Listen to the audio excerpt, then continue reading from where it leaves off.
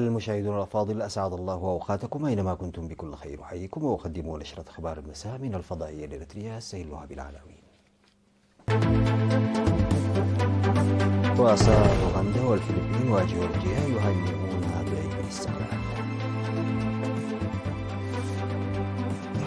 الإريتريون القادمون من البهجر يحتفلون مع قوات الدفاع في بادمه. الاحتفال بعيد الاستقلال في دول الإسكندنافية والنمسا وروسيا والصين.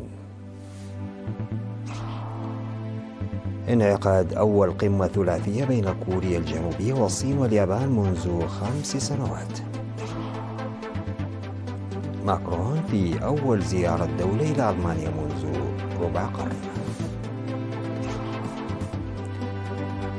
وانزلاق التربة يدفن أكثر من 2000 شخص أحياء في بابوا غينيا الجديدة. السلام عليكم ورحمة الله. بعث رؤساء أوغندا والفلبين وجورجيا ومنظمة الدول الإفريقية والكاريبية والهادئ ببرقيات تهنئة لشعب وحكومة إريتريا بذكرى عيد الاستقلال. وأعرب رئيس جمهورية أوغندا يوري ماغوتا موسيفيني ورئيس الفلبين فرديناند ماركوس ورئيس جورجيا سالومي زورابتشفلين والأمين العام لمنظمة الدول الإفريقية والكاريبية والهادئ عن تمنياتهما بموفور الصحة والتوفيق والسداد في العمل لفخامة الرئيس أفورقي والسلام والازدهار لإريتريا وشعبها. وأكد الرؤساء في برقياتهم على الرغبة والاستعداد لتوطيد علاقات بلادهم مع إريتريا. وقال رئيس أوغندا يوري كاغوتا موسيفيني إن إريتريا وأوغندا تعملان للدفع بالتعاون الثنائي بما يخدم المصلحة المشتركة، معربا عن ثقته لخلق فرص أكبر مستقبلا لخدمة هذا التعاون.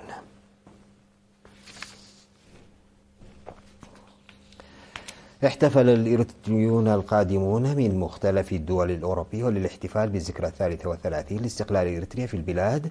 احتفلوا بمناسبة الاستقلال مع أفراد قوات الدفاع المتواجدين في دار الضاحية بادمة في مديرية شامبوكو. وفي الحفل الذي يقيم يوم 26 من مايو توجه المواطنون رفقة أفراد قوات الدفاع إلى الموقع الذي سقط فيه 8 أبطال قتلوا في هجوم غادر من الويان عام 1998 وأدوا ذكرى الشهداء، وقدم لهم شرحا حول الأوضاع حينها.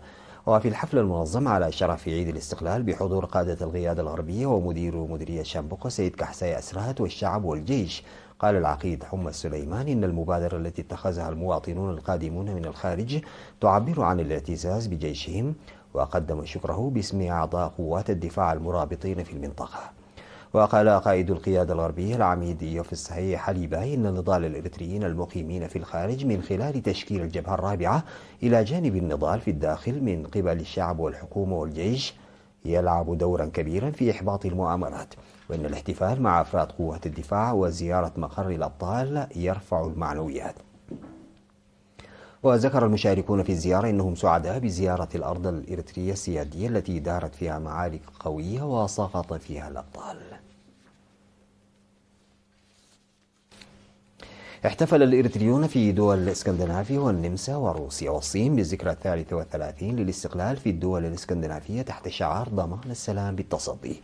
وأوضح مسؤول الشؤون العامة المجتمعية سيد محمد علي محمد سعيد في الاحتفال المنظم في مدينة ستوكهولم السويدية في 26 من مايو إن شعب إريتريا تصدى بوعي لكل العدائيات ودخل مرحلة واعدة من التنمية.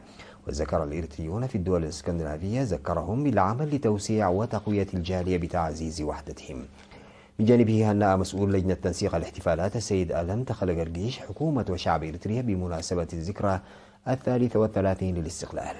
كما هنأ 150 طالبا وطالبة أكملوا تعليمهم الثانوي بنجاح عام 2024 والمتفوقين منهم. هذا وتخلل الحفل فقرات ثقافية وفنية. وتم الاحتفال بالذكرى 33 لاستقلال إريتريا في 66 مدينة في السويد والنرويج والدنمارك وفنلندا. هذا وبعث لاعب نادي نيوكاسل يونايتد الإريتري السويدي ألكسندر إسحاق برقية تهنئة من استراليا بمناسبة عيد الاستقلال.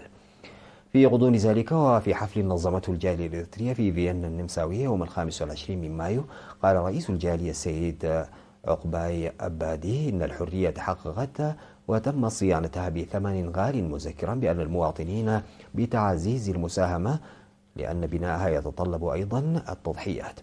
وأوضحت مسؤولة الاتحاد الوطني للمرأة الإريترية في النمسا سيدة لبنى عبد السلام الأنشطة المنفذة لتنظيم احتفال بهيج بذكرى الاستقلال.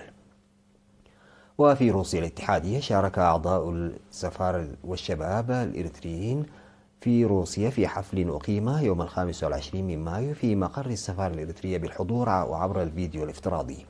وقال سفير إريتريا لدى الاتحاد الروسي بيتر الصقاي إن المسؤولية التي نتحملها كمواطنين كبيرة، إذ يجب علينا دائما حماية الاستقلال الذي تحقق بتضحيات الآلاف من المواطنين الأخيار. وتخلل الحفل إلغاء قصائد من الطلاب، وتم الاحتفال بالذكرى 33 للاستقلال في بكين في جمهورية الصين الشعبية.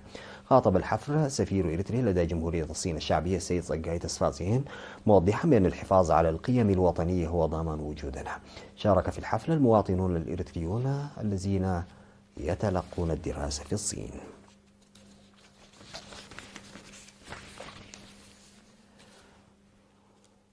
عقد سيمينار تنويري لأكثر من 140 ممثلا عن 18 إدارة ضاحية في مديرية السجنية حول حقوق الطفل والقضاء على العادات الضارة.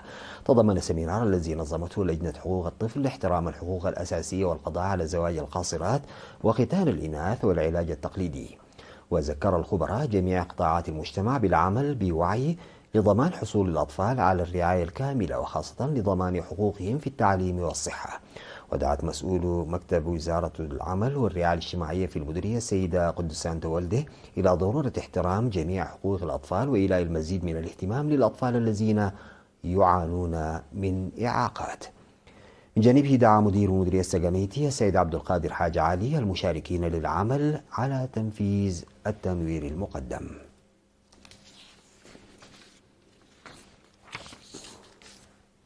تلقى الشباب في الإقليم الجنوبي دورة تدريبية في لغة الإشارة بمدة 6 أشهر نظمتها الجمعية الوطنية للصم فرع الإقليم الجنوبي. وأوضح أستاذ لغة الإشارة السيد برخت تولده في مراسم التخريج في 23 من مايو أن الهدف من التدريب هو التخفيف من مشاكل التواصل التي واجهها الصم في المؤسسات. وهنأ رئيس الجمعية الوطنية للصم السيد تولد ميكائيل سئله الخريجين وحث المجتمع على لعب دوره في ضمان استفادة الصم من الفرص التعليمية وغيرها من المساعدات. وقال مسؤول التعليم بالإقليم الجنوبي الأستاذ هبتزقي كداني إنه يتم العمل لمساعدة الصم في التعليم. وأوضح مدير مديرية مندفر السيد حزقياس وهبة إن إدارة المديرية ستساهم في اعتماد الصم على أنفسهم.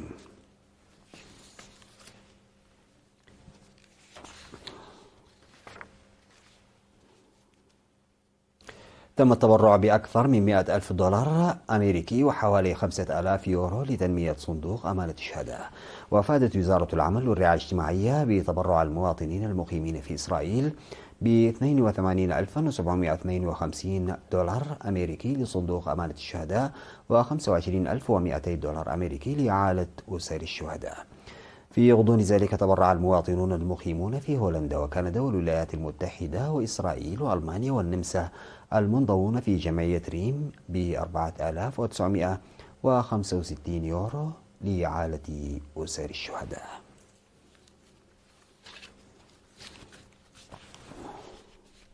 بعد الفاصل سادتي يعود بالأخبار الخارجية.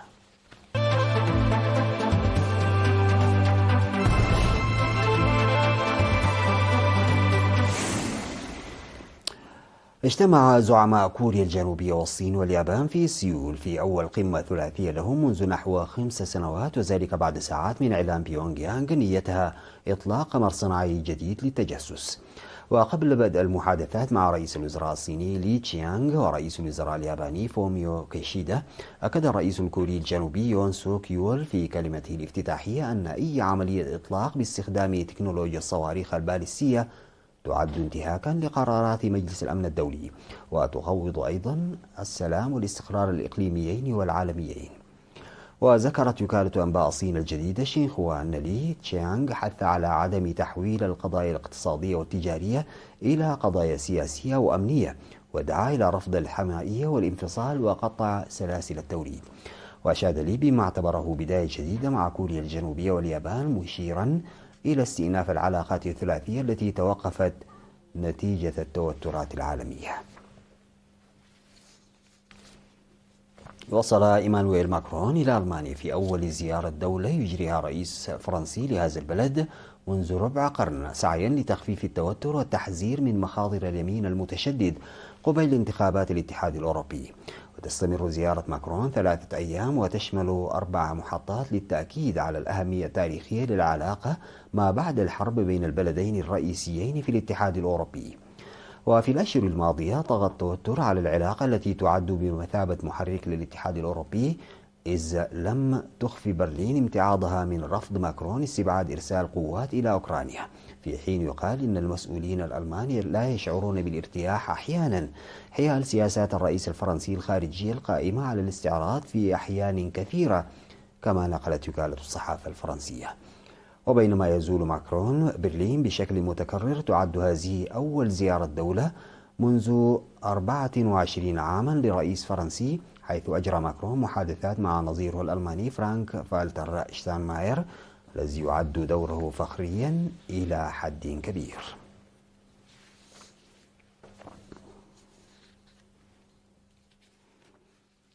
أعلنت باب وغيني الجديدة الواقعة في المحيط الهادئ شرقي إندونيسيا أن أكثر من 2000 شخص دفنوا جراء انزلاق التربة الذي طمر قرية نائية وتسبب في دمار واسع. وقال المركز الوطني لمواجهة الكوارث في البلاد لمكتب الأمم المتحدة في العاصمة بورت مورسباي إن الانزلاق التربة في قرية إنجا وسط البلاد دفن أكثر من 2000 شخص على قيد الحياة، وتسبب في دمار كبير في المباني والمزارع، وتسبب في تأثير كبير على شريان الحياة الاقتصادي للبلاد. وأوضح المركز أن الطريق السريع الرئيسي بالمنطقة مغلق تماما، وأضاف أن حجم الكارثة يتطلب إجراءات فورية وتعاونية من جميع الأطراف، من بينهم الجيش والأطراف الوطنية والإقليمية. ويفيد البنك الدولي بأن مناخ باب وغينيا الجديدة هو من الأكثر رطوبة في العالم، وأن متساقطات كثيفة جدا تنهال بانتظام على مناطقها الرطبة في الهضاب العالية.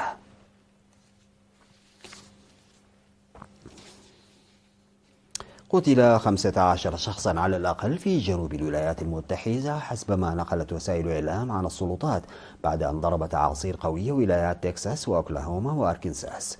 وتواصل فرق الإنقاذ عمليات البحث في محاولة للعثور على ناجين محتملين وتحديد مكانهم تحت أنقاض المباني التي دمرتها الأحوال الجوية السيئة، التي تسببت أيضا في انقطاع كبير للتيار الكهربائي.